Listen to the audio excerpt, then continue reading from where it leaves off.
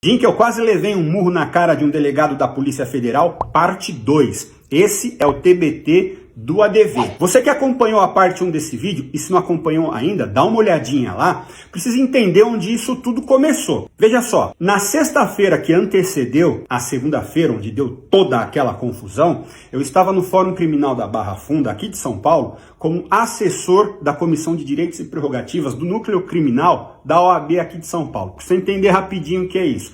Nós somos os advogados que protegemos os advogados que estão tendo os seus direitos ameaçados ou impedidos, beleza? Chegou lá um advogado e me disse assim: doutor, estou intimado aqui para comparecer na segunda-feira na Polícia Federal e levar um endereço de um cliente que nem é mais meu cliente, e o delegado está dizendo que se eu não apresentar esse endereço ele vai me indiciar criminalmente. Olha, isso é uma coisa muito séria. Eu falei, mas o que aconteceu? Ele me disse o seguinte: há muitos anos esse ex-cliente me contratou para que eu fosse até a Polícia Federal e analisasse lá um inquérito, uma investigação onde ele era alvo dessa investigação.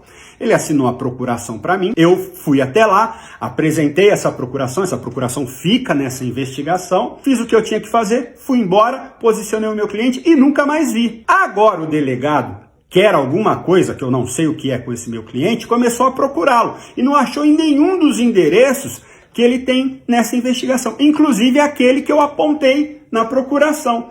E por isso ele está falando que a procuração é falsa e que se eu não apresentar o endereço verdadeiro ou o meu cliente, ele vai me indiciar por falsidade ideológica. Isso está errado, tá, gente? Não existe isso em lugar nenhum do direito, da lei e da justiça. Quando o advogado recebe o cliente e o cliente assina uma procuração, ele passa alguns dados para nós, inclusive o endereço completo dele. E o advogado não é obrigado a ir lá na casa dele e ver se ele mora realmente lá. Diante dessa situação, algumas medidas judiciais foram aplicadas por nós, né, para impedir com que esse mal ilegal e injusto acontecesse contra este colega advogado, que é o mesmo advogado que eu falei lá na parte 1 desse vídeo, que eu bati no ombro dele e disse: levanta, doutor, e vamos embora. Foram justamente essas medidas que deixaram o delegado pé da vida. Quer saber quais foram essas medidas? A última parte desse vídeo você acompanha na próxima quinta-feira no TBT do ADV.